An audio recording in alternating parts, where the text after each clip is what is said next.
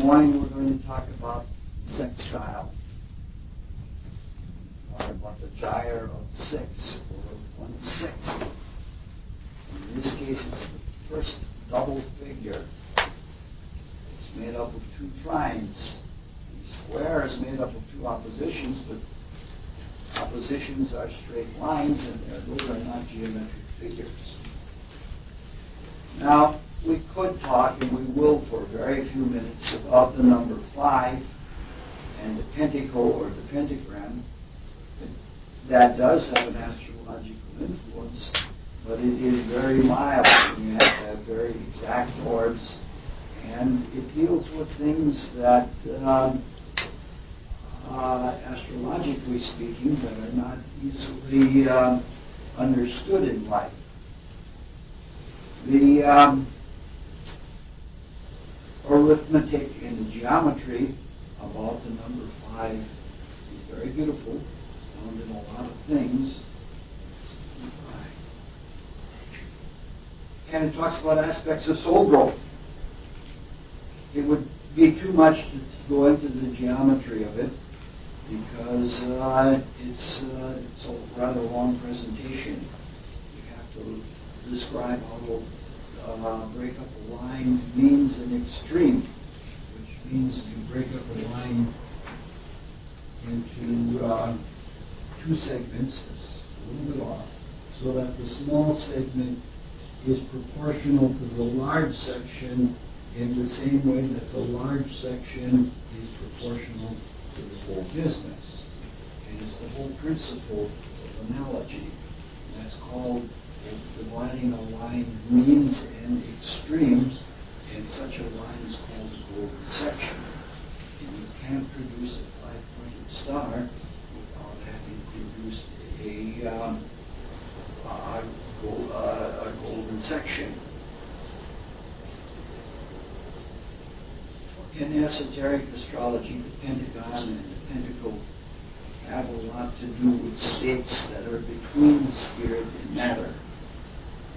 That is, soul states. The number 5 is associated with gold, as the golden section is called, and it has to do with the gold of soul material, such that people who have golden auras are people who have done a lot of service and have harvested a lot of the soul material out of their daily experiences.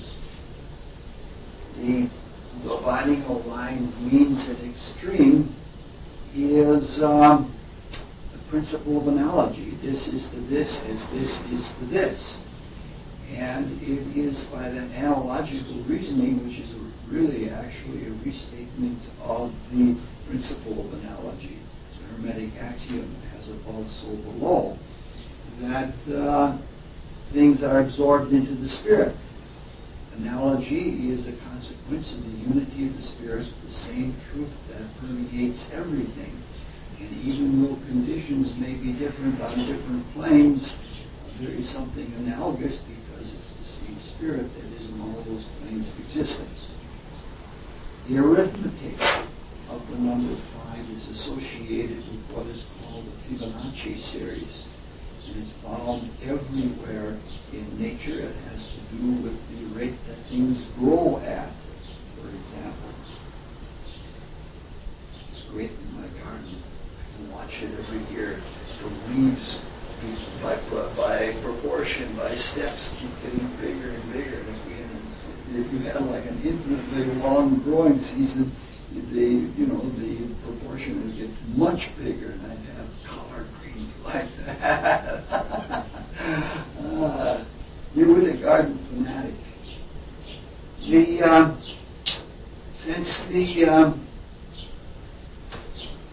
Since it's about gold, soul gold, we're talking about activities that are in between material awakeness and spiritual awakeness. And the pentacle or the pentagon or the quintile or the biquintile are all about things that have to do with states in between, such as when you're out of the body, or in between lives or things like that. It's very subtle and it's very hard to work with. Soul material. The compounding of soul material in the cosmos is always done on the microcosmic level. And that's one of the things that the soul compounding on the macrocosmic level is comprised of the work that is done on the microcosmic level. And for this reason, the five-pointed star has always been the symbol of the microcosm, usually of human beings. You see these pictures from the alchemists with the body and a five-pointed star, the vertical point being above the head and then the arms at an angle and the feet at an angle like that. The six-pointed star, since it covers everything, since it covers all four elements and it covers them in a very harmonious way, the six-pointed star is associated with the macrocosm. And we're eventually going to get back to it. In fact, let's start going into that now. This is, we're talking about the pentacle. If you want to go into it and do some of the geometry of it, it's a good way to learn astrology and some very good mathematical philosophy. I'm trying to whet your curiosity so that you dig into it. I'm sorry, which one did you relate to the macrocosm? The six-pointed star. Now, as we've gone through the simple aspects and the numbers and geometric figures that are associated with them, we have given each of them classic rulers, like the trine always being Venusian, or the conjunction always being Saturnian or solar. Now, each of the numbers builds on each other like counting, and each of the geometric principles builds on each other. And we're going to find that in the same way, the relationship of the hexagon to the other geometric figures we've looked at follows that same pattern. Now, the numbers that are related with geometric figures are the way people understood the world. The first people to work with this were the Pythagoreans. And the Pythagoreans used dots in order to understand geometric figures. They didn't have such a thing as an algebra. All they had were ratios and numbers. And so they looked at different kinds of numbers that were necessary to produce different kinds of figures. Like, for example, this is a sequence that is square numbers.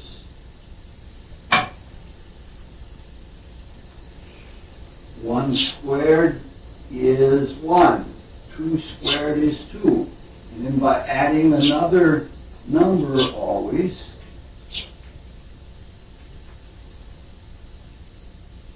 the square number of 3 was 9. Okay. Now, they did the same thing with triangular numbers. And triangular numbers, because they have to do with harmonious states of consciousness, with spiritual states of consciousness, were more important to the behavior of the Pythagoreans than the square numbers. This is a series of triangular numbers. Everything always goes back to 1. Second triangular number is 3. The next one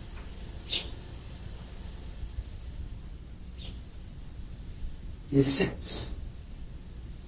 And the Pythagorean number was 10.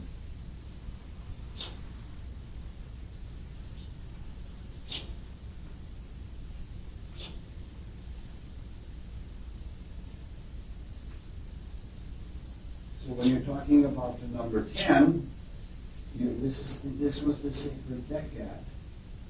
The base of the 10 is 4, and things work up to 1.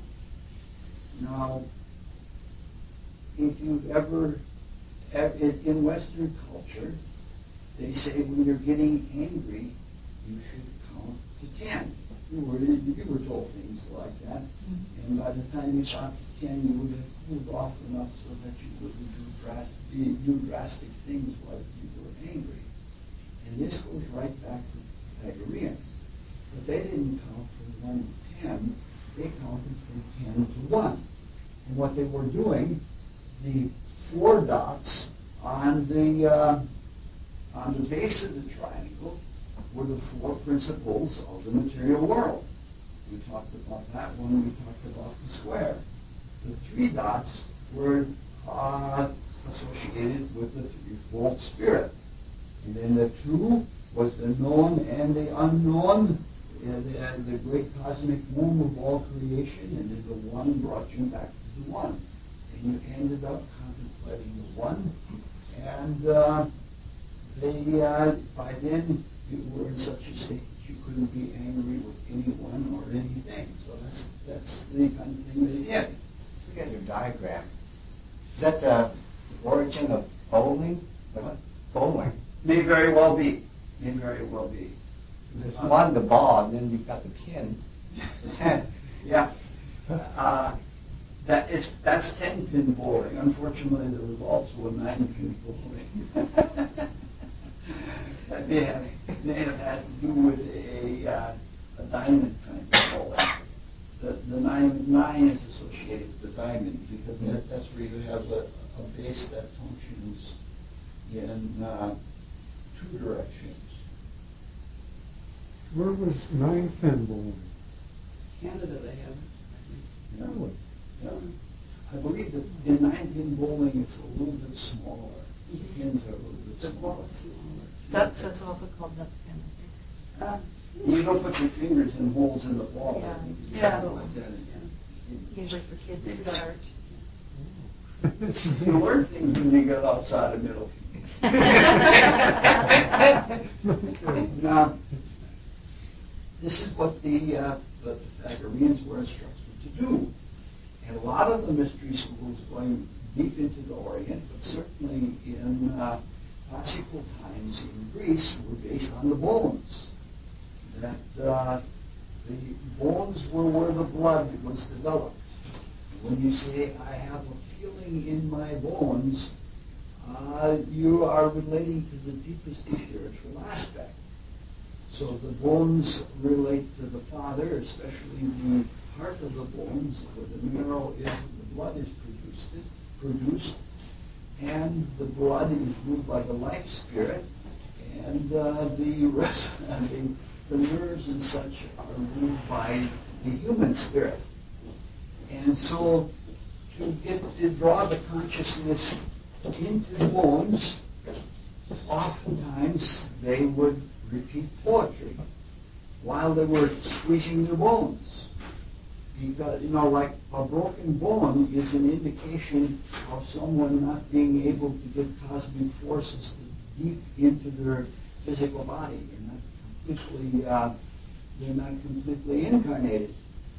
And this is why in the prophets and in the Bible a big deal is made about Jesus, that not a bone was broken.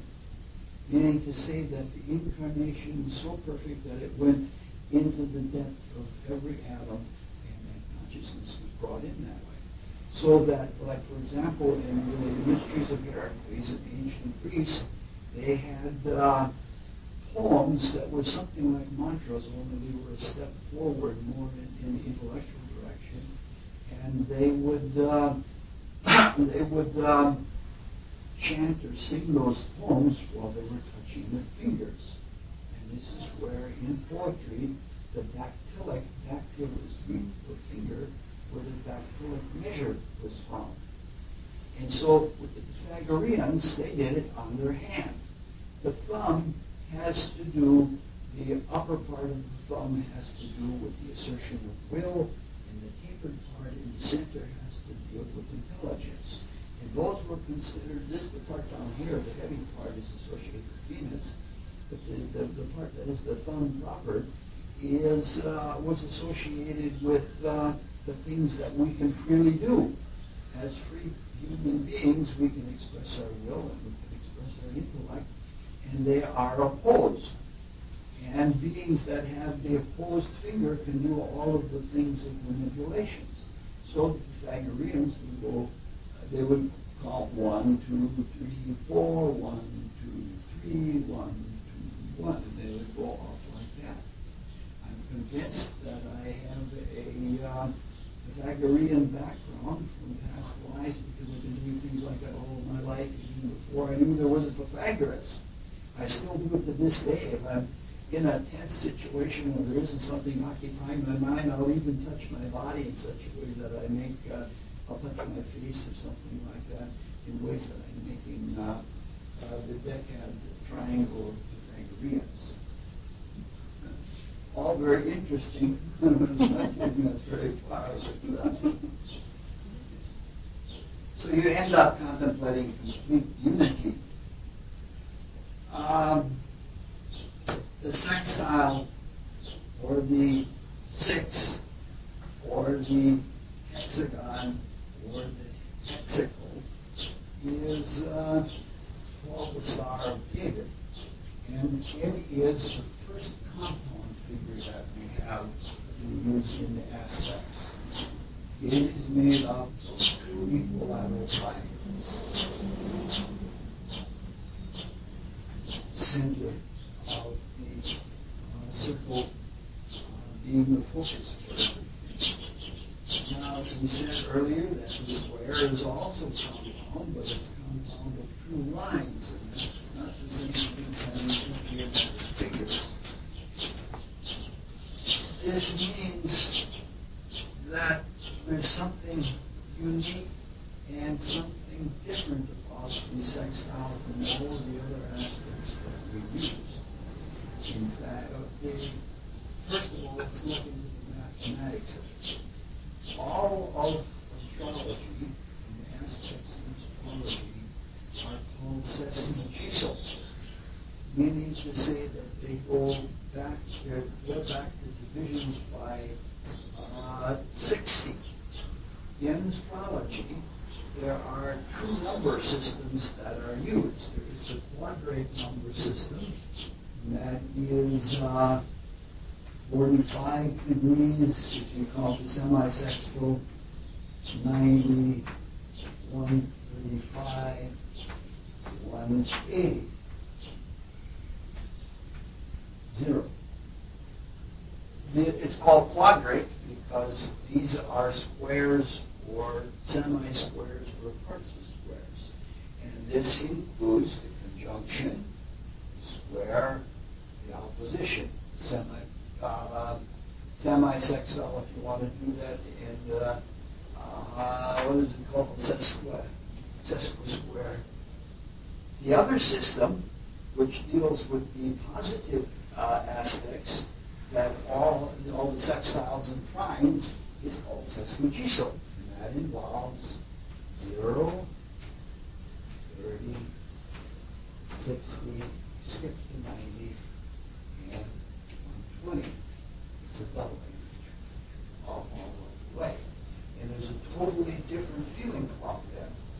The square system of the quadrate system of numbers, it has to do with harsh forcing things to be accomplished, whereas the sesquiquential always has a harmony about it. And so when we're talking about the sextile, we're talking about something that is harmonious. But because you have, I'm a bachelor, and I'm really a hardcore bachelor. And as I become older, I become more and more of a hardcore bachelor. It's really nice to form a team and to do something in complete harmony with someone else. And that's a good lesson of growing up. And I think very highly of marriage. But relative to getting something done, a marriage or a group of people are inefficient. And if you happen to be hyper-masculine like I am, I want to get things done, and that's really important to me. If you're all alone, there's nothing to stop you. Unfortunately, you're myopic and you only see things from one point of view. You can see John Hempstead, who you gave the talk yesterday afternoon. He's really well married, because when he gives a talk, it isn't just John Hempstead. It's John Hempstead and the group. He always engages other people because he doesn't want to be all alone by himself. And he's someone that believes working together with other people because he's done it all of his life. And the same thing happens when you come to the sextile. If you have two geometric figures, it's harder to get something done. And this is why the influence of the sextile is so mild. I know of astrologers that will not use a sextile with an orb that is larger than 4 degrees. And I even met one man who was a really qualified genius, a very, very super intelligent man, and he wouldn't do anything with a sextile with an orb that was more than 3 degrees. I think that's warranted in some ways, but I think it's a little bit extreme. So what we're talking about here are the pleasant feelings. When we talked about the trine, we said that 3/8 music or 3/4 music was always felt good. It was always lilting, always positive, and it was always a pleasant kind of thing. And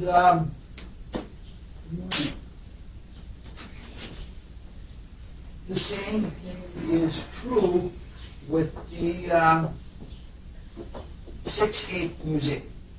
The only difference is that 6/8 music is more complex. It has a secondary accented beat, and it has that longer measure of accomplishing something. So the 6/8 music is very lilting, but there's an intellectual element. Da da da da da da. You know, you've heard music like that. Da da da da da da. That can be. I think it was back in the 60s. This famous rock song that was on the charts for weeks. It was on the charts because it had that sophistication of the sextile. If I'm not mistaken, I think most of the poems of Emily Dickinson can be sung to 6/8 metrics. Yeah, there can be quite a few of them. Yes. So the sextile 60s? Somebody said that, told me once that Emily Dickinson would bloom for them forever because the poetry of Emily Dickinson can also, almost all of it, fit perfectly into the yellow roads of Texas. Yes, I heard that. It's really from you years ago, and I couldn't read it anymore. Now he's done it again.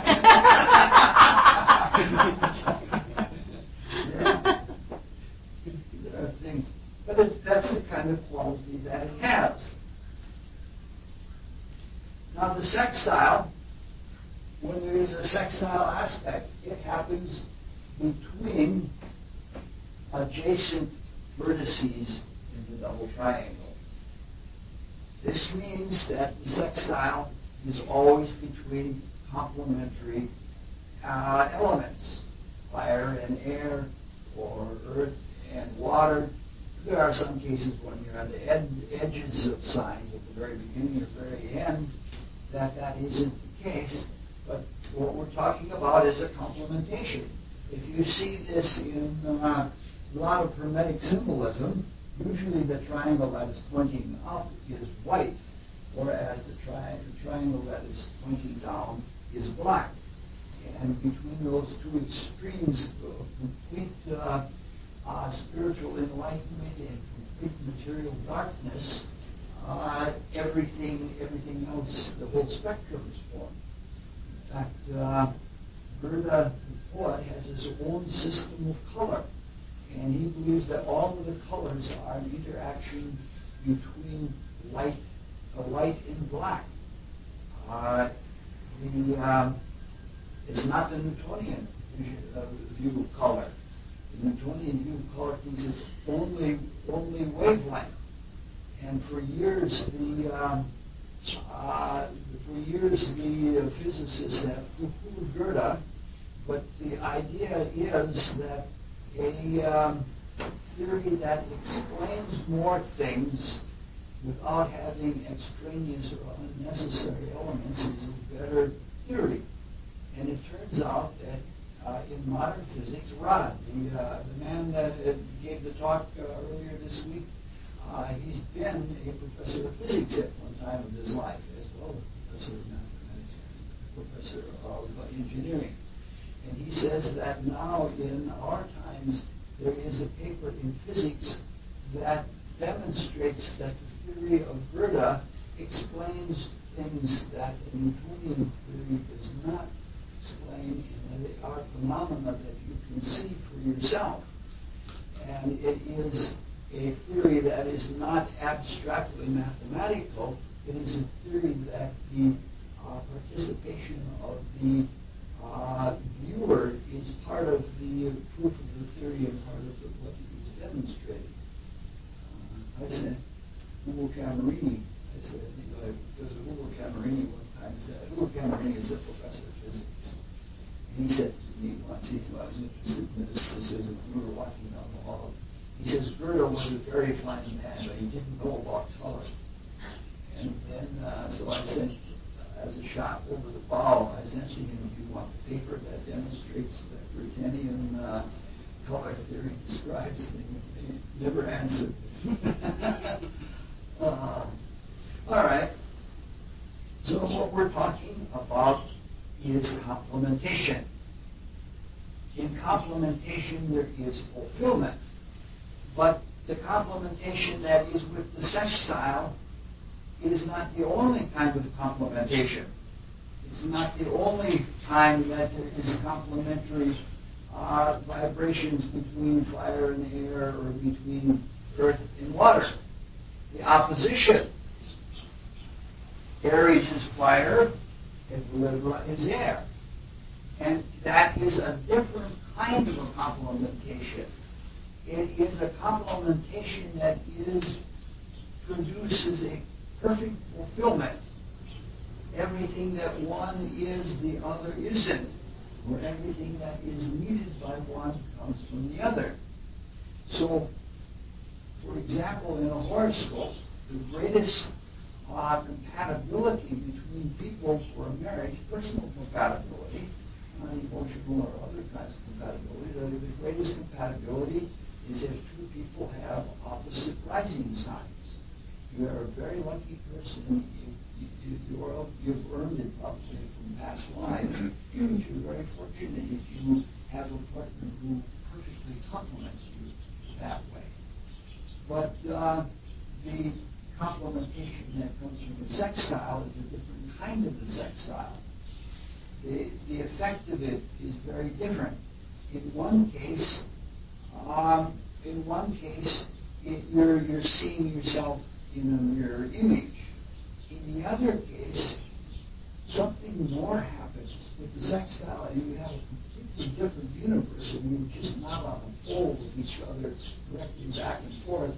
When you're seeing things with a completely different view of the universe, there's something that is not only fulfilling, but it's expansive. The opposition is not explained. The opposition is not an expansive aspect. In fact, sometimes people don't get anywhere with the opposition. It's just back and forth, and you can never make up your mind. That's been the complaint. I have a lot of oppositions in my horoscope, and two of them are to planets in the seventh house, and that's been a complaint of every woman I've ever been. You can't ever make up your mind. I never would have been married if my wife hadn't pulled this piece.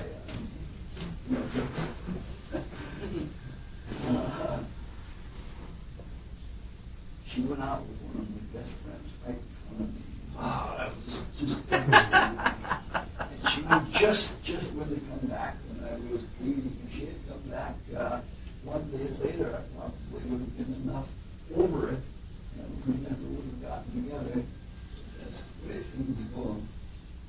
not going to be a soap opera at all.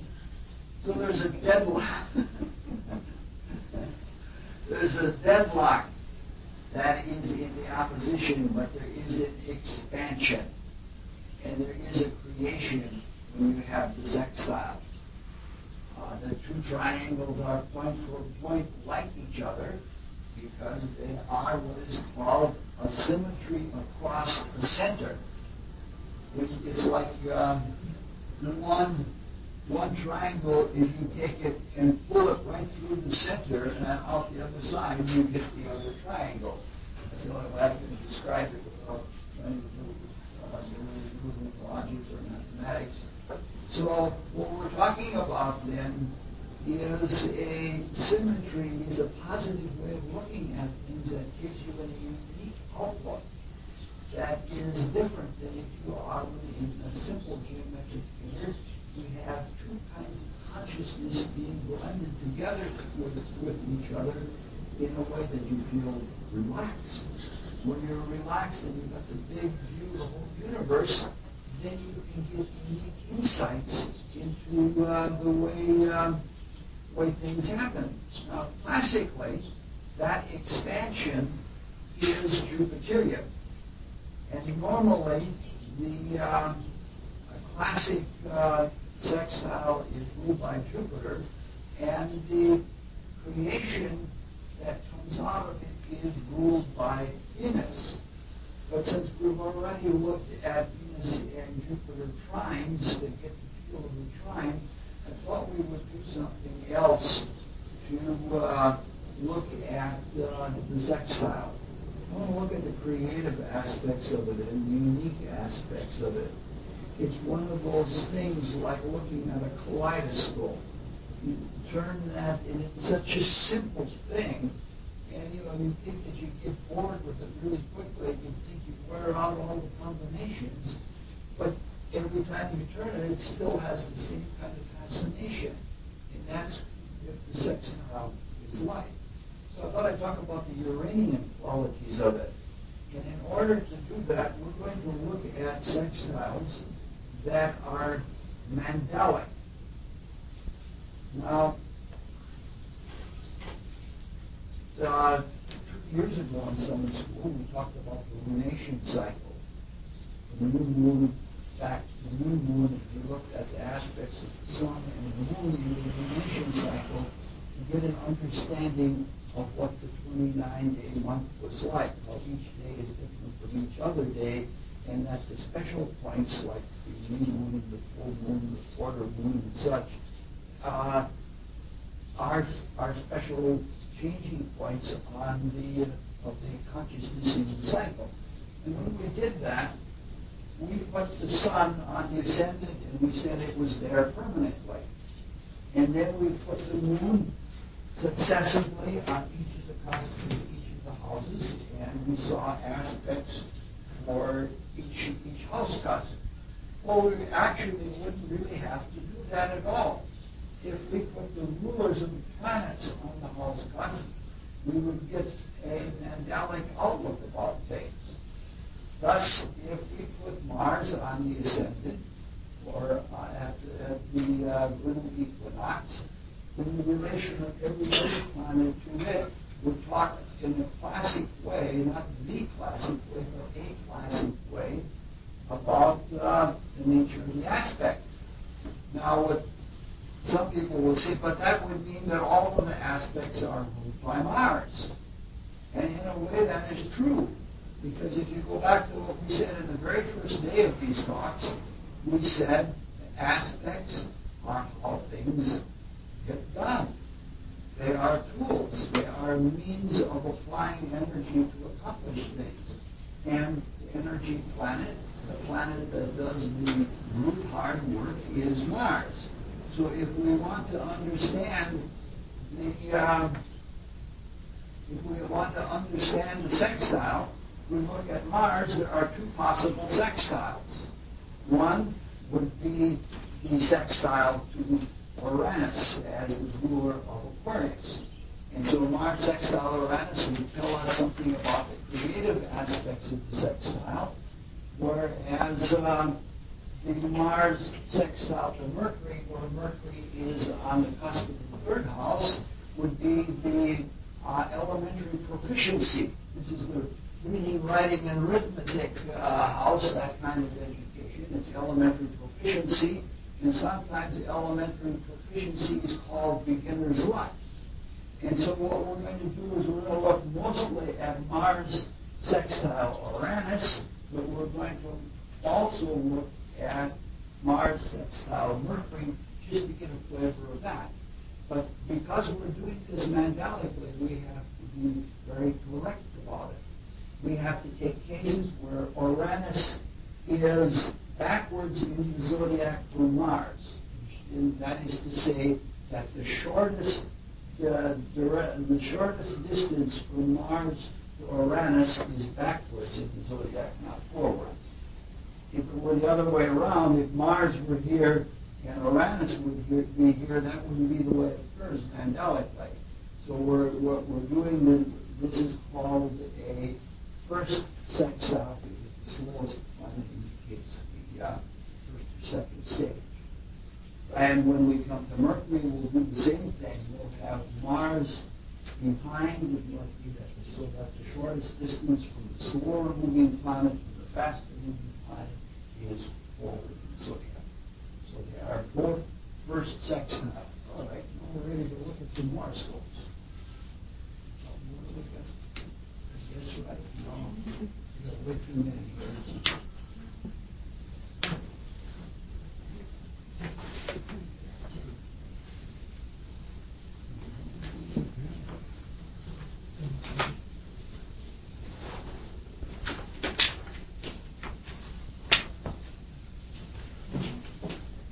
We have a very unique and odd collection of horoscopes today.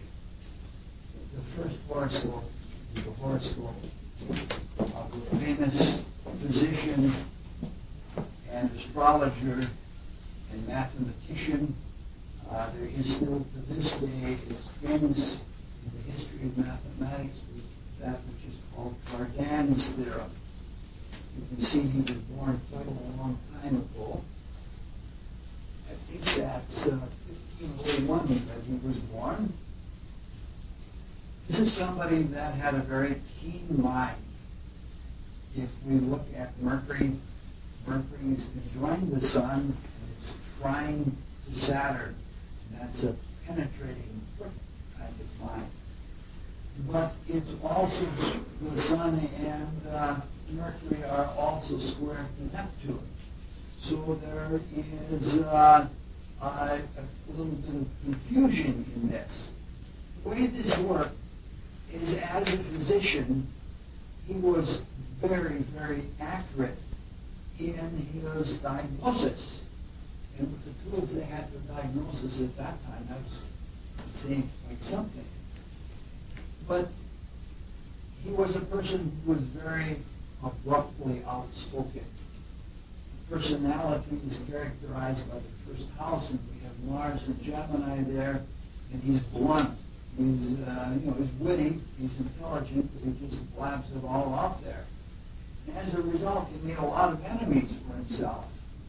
And enemies then were a much different thing in the Renaissance than enemies now. It was likely that you would be poisoned to death, or you would be in a duel or something like that.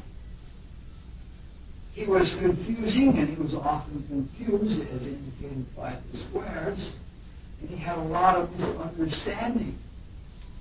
And he had to use the sharp mind to clarify and rectify situations. And so the strengths of the squares combined are very close to the strengths of the trines. So he had a sort of nip and tuck flank. In fact, there's indications of all of those kinds in the chart that the positives are just a little bit stronger than the negatives. Now we have Sun and Mercury are in Libra, which rules the kidneys. The ruler of Libra is in Scorpio, which has a lot to do with the bladder. And so we're talking about fluid elimination. And if you look at Jupiter, Jupiter is square to the moon, but the moon is in his own watery sign, Cancer, so he had copious amounts of fluid. He goes at great length when he's talking in his autobiography about how much he could urinate at a time. Since I had watermelon for breakfast, I might be emulating him. He went out for several pages. Now, because the Neptune aspects are afflictions, he was basically a negative psychic. But because he had the good focus, he could predict. And you can always tell a psychic, because psychics are great at predicting disaster. They're not very good about predicting positive things, because that negative receptivity in the personality that draws people to other people's pains. You see these people that run their hands over somebody's body, and they're several inches above the body. And they never talk about, say, wow, these muscles are well formed, or this organ is strong. They always feel the outs with the organs that are threatened and such. That's the nature of negative psychism. He was so astute in his negative psychism, it was visible.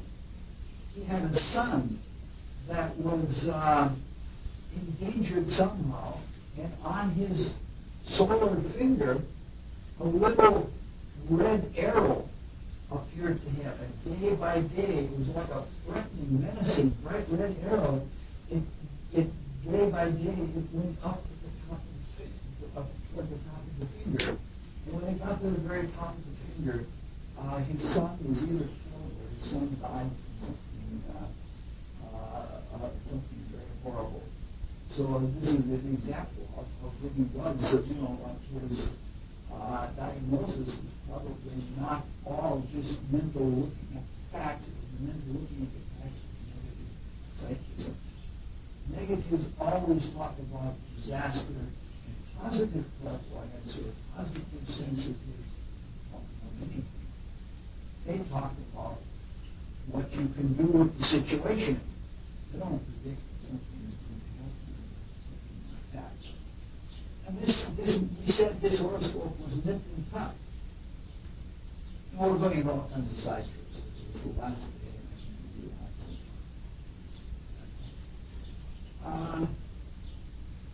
He was a very fortunate man. And one day he was walking down the street, and you have to remember this is Renaissance Italy, and he needed to urinate. And so he took a step to the side, and there was a space in between the buildings, and he started urinating. And this off to the facade of the building where he was, a huge big stone went loose and came down, and it was right where he would have been if he hadn't stopped to urinate. That's brilliant. This is a man. That's Jupiter in the morning. I don't know if it was in the golden showers or anything like that, but this was a man that had something going for urination. So that saved his life? It saved his life. I'm sure you're Accidents are ruled by Mars and Uranus. But in this horoscope, Mars and Uranus are in sextile. Mars is in the first house, which indicates he's probably prone to accidents, but since it is such a strong, good aspect, that sextile, that whether he's prone to accidents or not, he's likely to come out of it very well. Now, Jupiter is usually the protector, and Uranus is also sextile to Jupiter. Well, Mars is in the trine, and the sextile is between Jupiter and Uranus, and that is the protector. He's protected by these kinds of things that happen. 12th house position of Jupiter shows that in past lives he has earned this kind of protection. Jupiter sextile to Uranus, which we're taking as a classic, is, we're looking at the other sextile, Uranus, from here to here, rather than from here to here. The Jupiter sextile to Uranus is expansion, and discovery expansion. And the way this worked for him is that he was capable of taking mathematical ideas and expanding them. Cardan's theorem is something that everybody learns in astrology. It has, and mathematics. It has something to do with binomialism. And he was also the first person to work with complex numbers. So, like, this is somebody that can see things from the two triangles, so to speak. He can expand creatively on ideas from the two different points of view, and that's a good example of an Uranus sextile. Now we'll look at another Uranus person.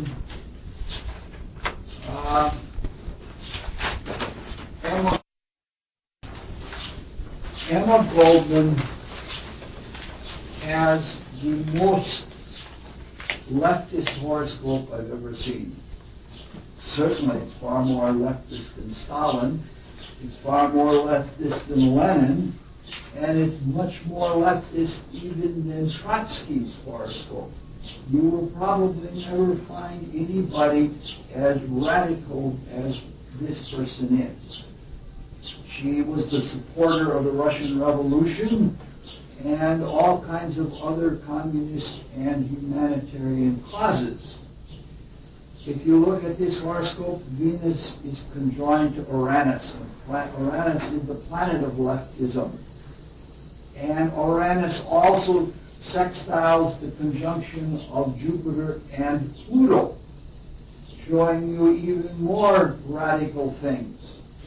And the sextile, the Uranus-Venus sextile is also sextile to Mars.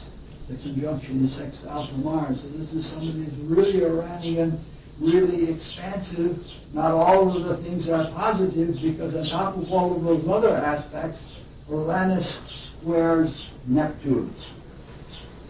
There's even an inconjunct of Uranus and the Moon, and that's almost exact. It's only about less than 10 minutes apart. This is somebody then that is very, very futuristic, very modern, and very radically different from all tradition. She has a strange idea. She was an anarchist. She was even more radical than all the communists. She said, no government. Because she believed the Jupiterian quality, she believed that people were basically good. And if you just let them alone, they'll be good. The extreme right thinks that people are basically bad, and that if you just let them alone in laissez-faire, that everything will come out right because they're exceedingly bad, and the competition will weed out who shouldn't be there, which is usually the people that the Republicans and the right don't like. And it's strange when you get to the extreme left and the extreme right, how many things are similar, but for different reasons. She was against all war of any kind. She was against religion, not because she was atheistic, but she actually was atheistic, but she was against religion because it controlled people, and she didn't want people to be controlled. She wanted them to be free. She believed it was to their disadvantage. She was against marriage because she thought that marriage enslaved women, and she believed in free love, and practiced it as much as she could, but she was not a very pretty woman, so she didn't get a lot of opportunities to practice it. She was against democracy because democracy was too easily controlled by big business. she was really open to things. She went to Russia and saw the revolution unfold, and when she saw what happened after the revolution, she was against Russia.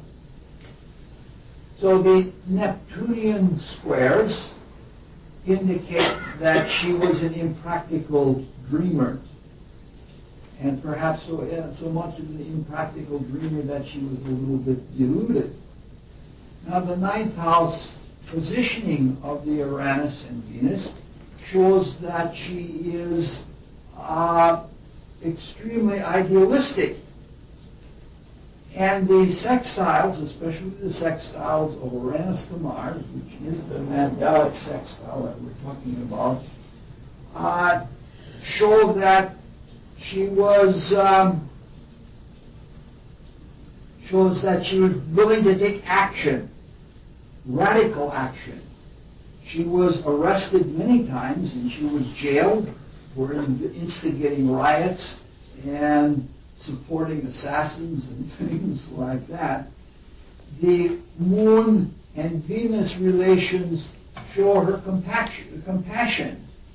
And she was compassionate. She was very positive towards homosexuals. She said, well, that's the way they are. And she said, don't bother them. And so you can see that this is somebody that is very, very radical. This is someone that this sextile occurs toward the end of the Mandalic cycle. And this is somebody who believes in a ripe society, and a ripe society that can now create. It's sort of like saying you start playing music, you first learn your scales and fingerings and things like that, and then you learn little elements of composition. But when you get to a certain point, you can be free of all the rules, and you can create through the rules, or even not use them if you want, if you have a certain kind of a soul age. And this is where Emma Goldman thought all of humanity was, or where it should be. She has the expansiveness through the sextile of Uranus to Jupiter, and so she has all of this social idealism. Now the charts today are very good examples, especially the next chart that we're looking at. This is the horoscope of Escher.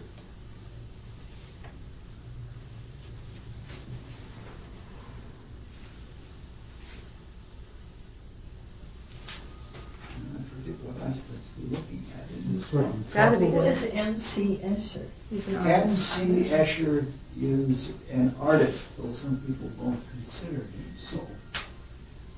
It'll come out as we talk about it. This is a horoscope that is worthy of a very major study. But we have only a few minutes, so we'll just briefly touch on it. First, there are all kinds of polarities. There are the polarities of all of the planets in Gemini, which is a very polarized sign. And then there are the polarities which are contrast polarities by having all the planets in Gemini opposite the Saturn in Sagittarius. Those are very graphic when Saturn is involved, and when you have the extremes, the unique and the new of Uranus conjoined together with the very old and traditional and the dark qualities of Saturn, you have graphic things made very graphic. So there are a lot of oppositions. There's a lot of contrast. What we're looking at in this one is the Jupiter sextile Uranus, which is almost exact. And this shows an expansion, and an expansion that is creative so that it becomes metamorphic. This is the man that does all those paintings where there will be birds on one side and fish on the other side, and they'll pass through each other, becoming blobs, and then they each become each other. You know what I'm talking about? You've all seen all of those kinds of things. And he has that unique perspective of stairways going up they're impossible situations. Stairways going up and stairways coming down, and it is not physically possible, but it's capable of doing that on a canvas. If you like, later on when we're done, I can bring up some of his drawings. There's a very excellent gallery of everything he's done from all the different periods of his life. And it's just amazing how he takes those contrasts and blends them into each other. And for me, it's so wonderful how accurate astrology is. How this horoscope describes all of those contrasts, and then how he can expand the ideas into something much, much bigger.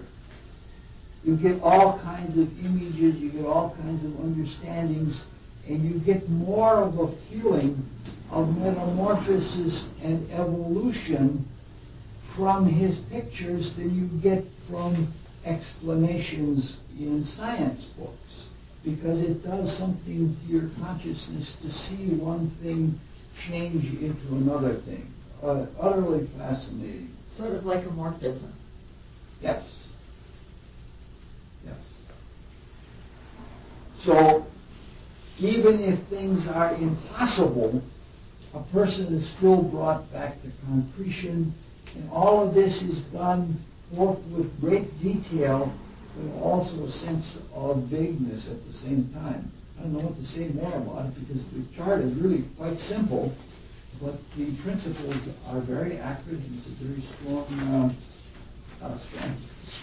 example of that kind of graphic opposition expanded. All right.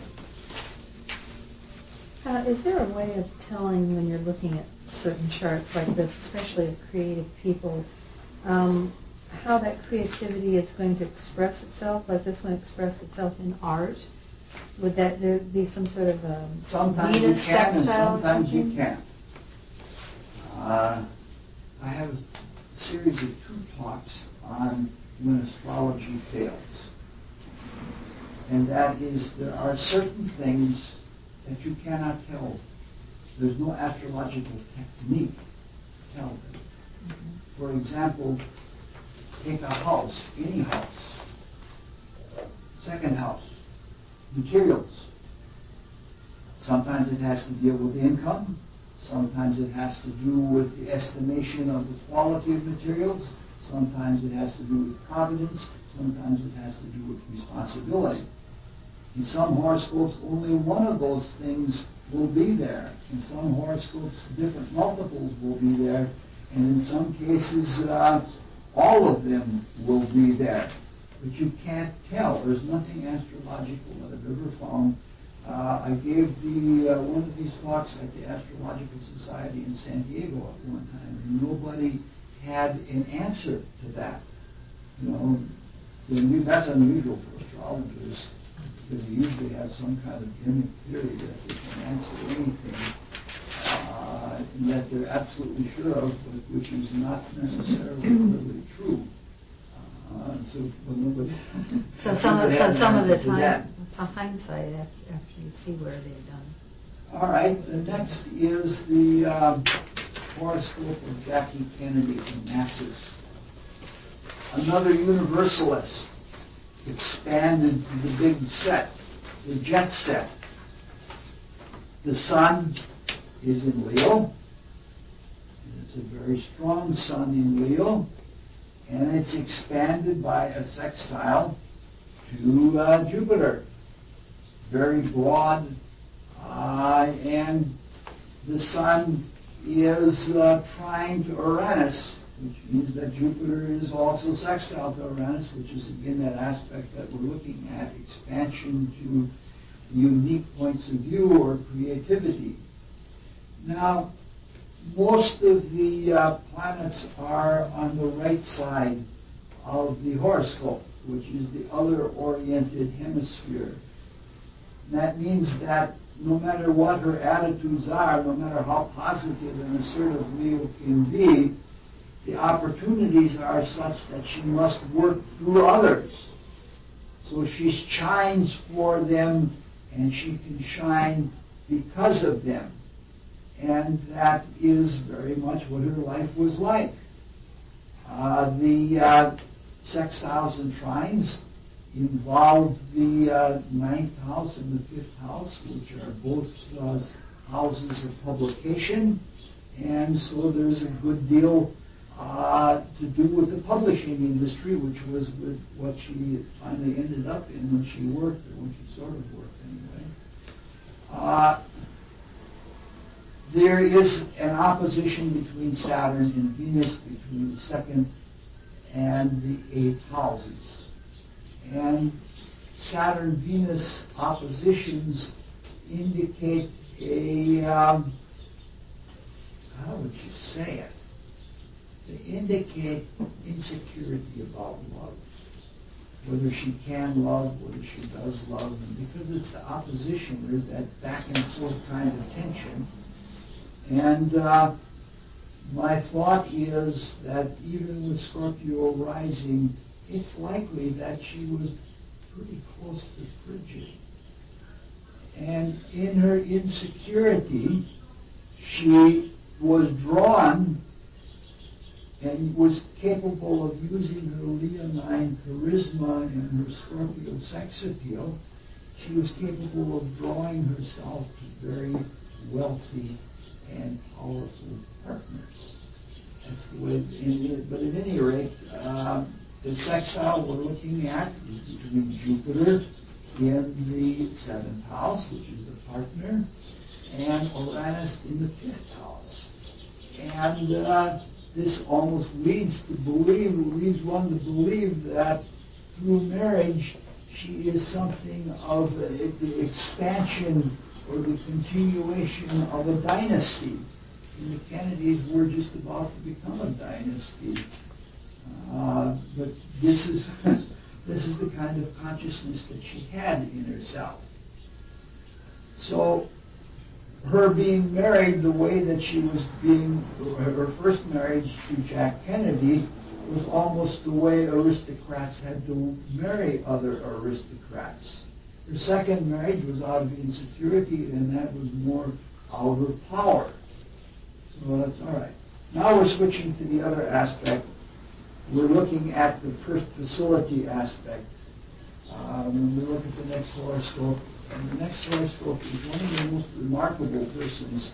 I'm not going to go into all the details of his life, but they're absolutely fabulous, the things that have happened to this man.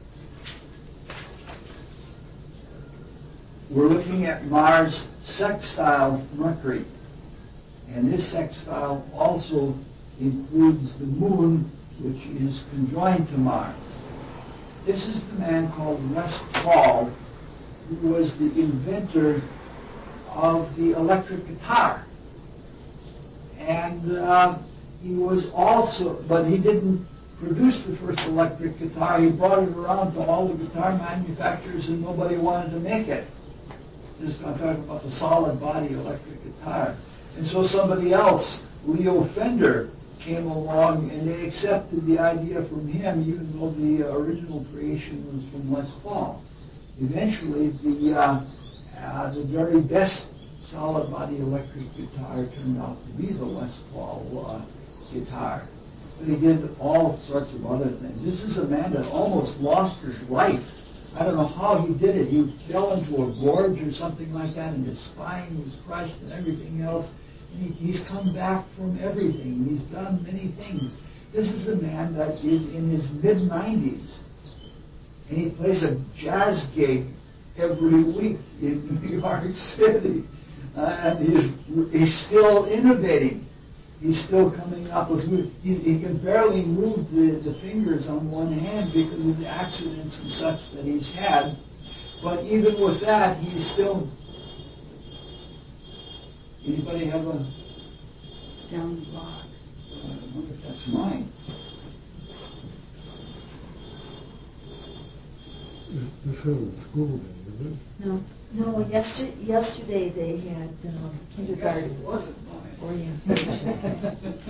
But today they have my battery suddenly went dead.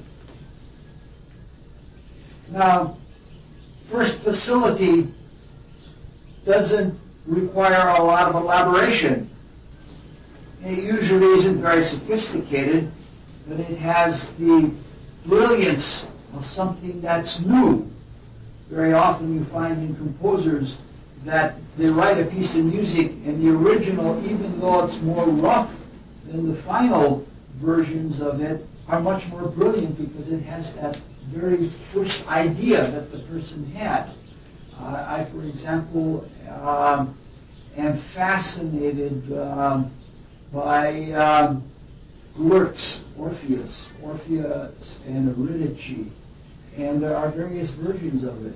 I still like the first one, the original intent, because it really has the spirit much better than when it was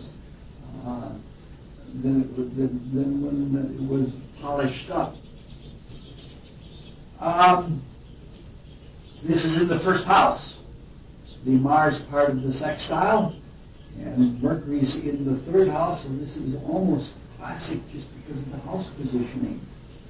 So this is very fresh. When you think of vigor and energy together with water, you're thinking of something very, very fresh. So this is somebody who can gush forth with all kinds of raw emotions. And there's kind of a emotional foundation to everything that he's going to do. Now this is something like a fire hose. And if you have a higher pressure fire hose, you better have your feet very well placed. And this is indicated that this is the type of character that is somebody's holding a fire hose because everything is founded in Taurus, which is that really solid, steady, sturdy foundation of things. The first house also indicates early childhood when things are developed. And from earliest childhood on, this is somebody that had an unbounded enthusiasm. He was always doing new things. I remember him from my teenagers. Remember the records of Les Paul and Mary Ford, where they had that echo chamber effect, waiting for the sunrise. Year one, the world is waiting. I can still hear that echo effect. He knew how to bring forth new things in such a way that was fresh. So from his enthusiasm, it's like that old statement that comes from the Bible, from the fullness of the heart, the mouth runneth over. And because he gives forth so strong, he has to be very, very swift. And so the sextile between Uranus and Mercury indicates a lightning fast mind. And it's made for expressing or getting out in one way or another, whether it's perfect or not, getting out new creations. And Mercury is in Cancer, so this is like somebody who is water skiing. Zip, zip, zip, it flows really fast. Well, he's water skiing behind something like a jet motorboat or something of that nature. So, is it a sextile between Uranus and Mercury, did you say? Yes. Mars and Mercury. Mars and Mercury. Oh, Okay. Very fleet, very strong. The Mars-Mercury people are the people who get themselves into trouble with their tongue. They are the people who can say, Roz, you looked at me before I looked at you. Roz has the fastest tongue east of the Mississippi, maybe a little bit farther on the west of it also. But there's a certain kind of wit that has heat. You know, like if it's in something like Scorpio, it's extremely sarcastic. But it's always cutting, and it's true. You know, it's again that first facility kind of quality, and so this is what he's capable of. You know, like making little licks of emotions and bringing them into manifestation. This is not a pondersome reflection. No, we're staying way too late here. This is the last horoscope, which probably nobody else knows. Maybe Susan knows. You know Gary Galus? Judith often knows people that other people do not. Gary Galus is a very famous psychologist if you are in psychological circles or if you are in circles of society, you know her, huh? I've met her. She has an ex-husband named Duncan. No kidding. When she met me, that was what she mentioned. Oh, yes, she's a very charming and gracious person. She must have been first in line, huh? Well, so you've been lucky enough to meet all kinds of people. Yeah, I have a friend that's like that, and for some strange reason, it's usually people who have ninth house things more than 10th house things that meet famous people. I have a friend that has his sun and Saturn and several other planets in the ninth house. And he's met Henry Miller, and he met Muhammad Ali, but Muhammad Ali didn't have Parkinson's and all of that. He meets all these great people. He wants to meet them too, but whether it's arranged or not, he still gets a chance to meet them. I never meet anybody famous. Oh, Come on. Oh, you're famous. no. That's not what I meant. Pierre DeLuce is a famous psychologist. Scorpio rising shows that she has a deep psychological interest. The rulers of Scorpio are Mars and Pluto, and they are almost exactly in conjunction, and Jupiter is in there at the same time. And they are in the Scorpionic 8th house. So this is somebody that tries to delve into the mysteries of people's consciousness. And since the 8th house is not only a psychological delving, it's a research house. This is somebody who has very much been a researcher into the nature of human consciousness. And she's so deeply studied that the National Institute for Mental Health was originated by her. She's in psychological circles, she's really well known. Cancer rules cycles, and all those planets are in cycles, so this is one of the first people to study sleep cycles. And to believe that we have an invisible body or an invisible being because of what we go through in sleep cycles, which is another 8th house kind of thing. And for somebody who is a recognized psychologist and a very highly esteemed psychologist, she even dared to study homeopathy and had a psychological basis for it, or a psychological, you might call mystical basis, because she did believe in invisible forces and things like that. The moon rules the desire body, which rules Cancer. So this is somebody who has great interest in motivation, the whole study of motivation.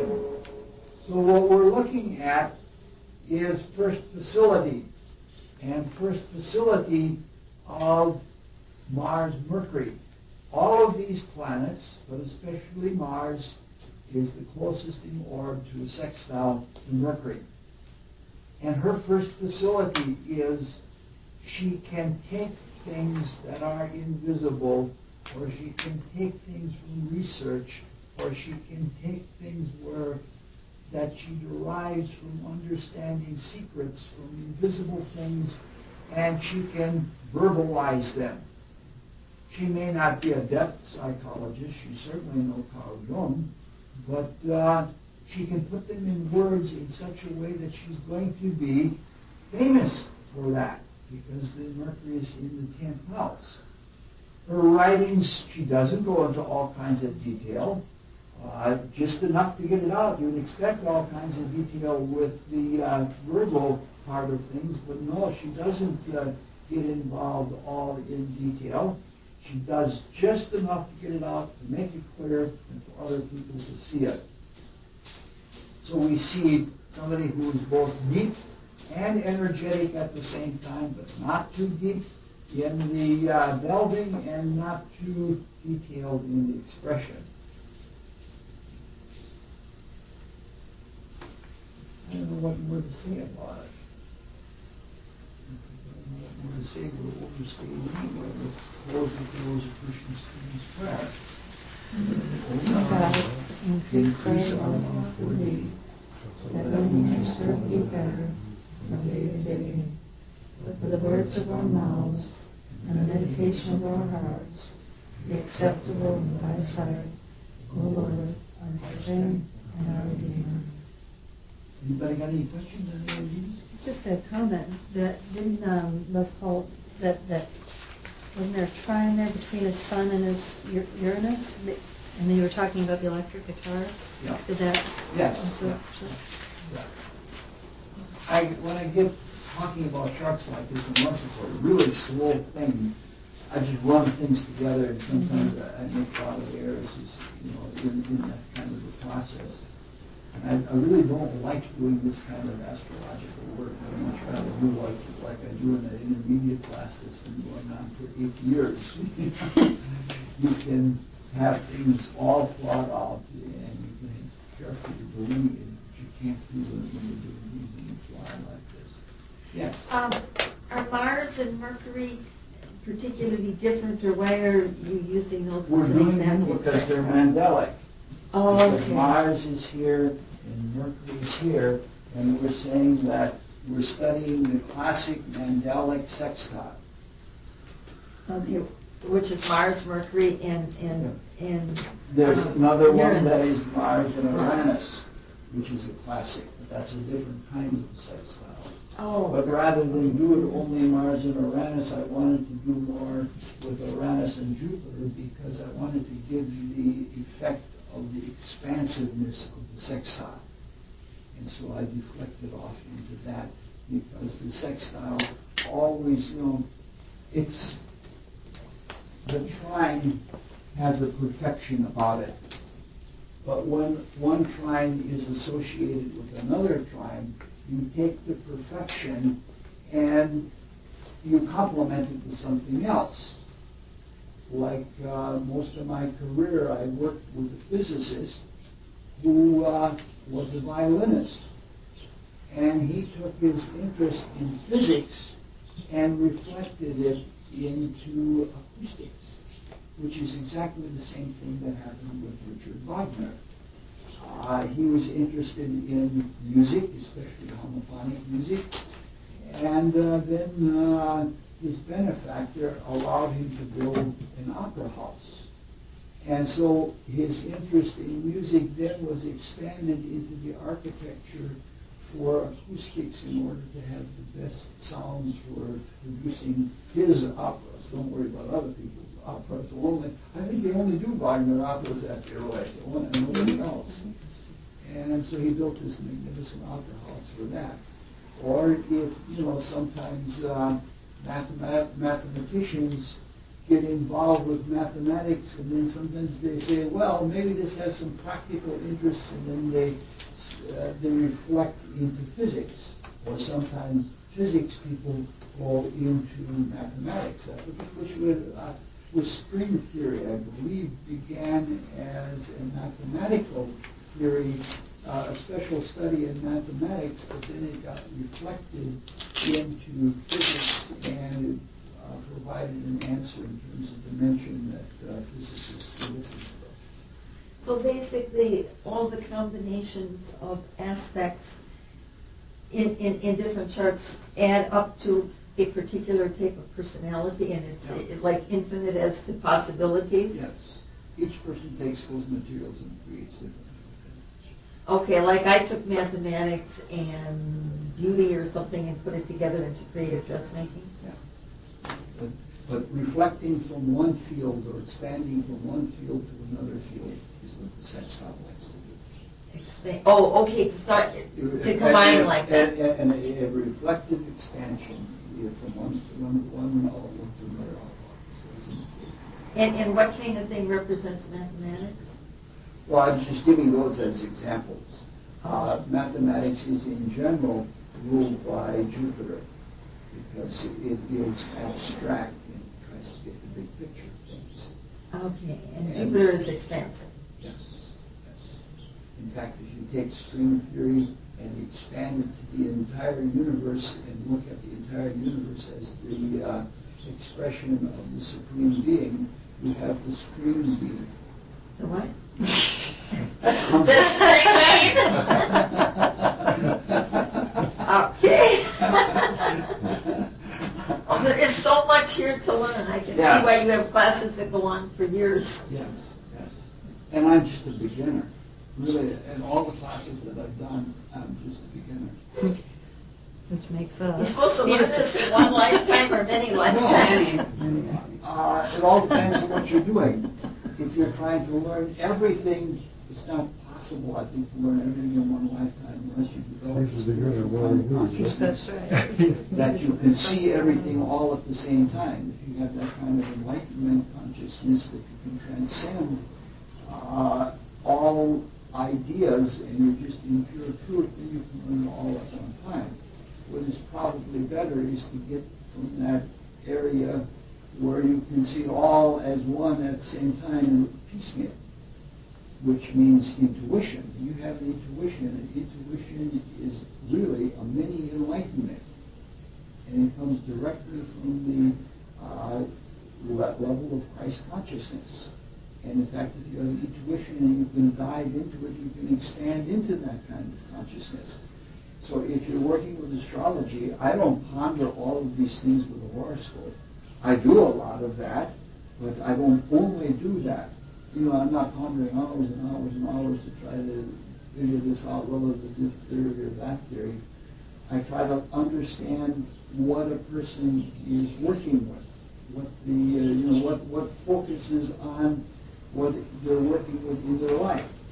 If they're trying to understand what to do with their profession, or if they hate their brother or something like that, and you focus on those elements, and you basically what you're doing is praying. And you get an intuitive insight of what it means. Sometimes you get it. The more pure you are and the more you really love and want to help people, the more often you get insights. If you don't always get it, nobody has a guarantee that you're going to get insights. So you don't have to study all of astrology, just learning a few little things like keywords.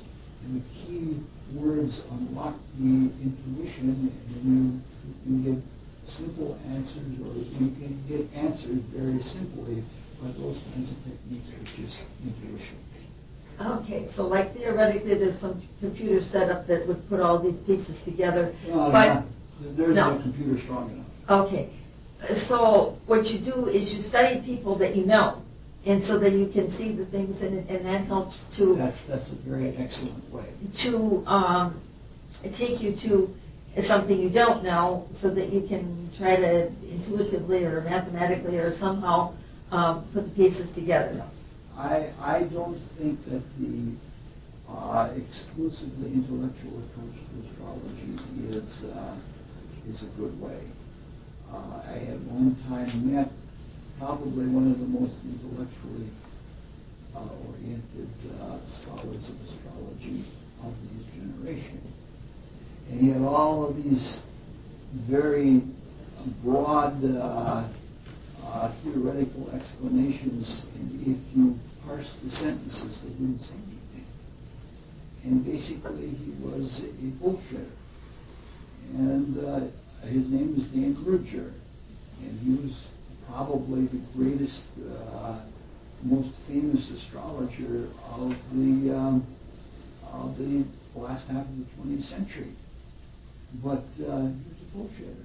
He didn't, I was in a conversation with him. I was a very young man, maybe 26 years old or something like that. And I was at lunch with him.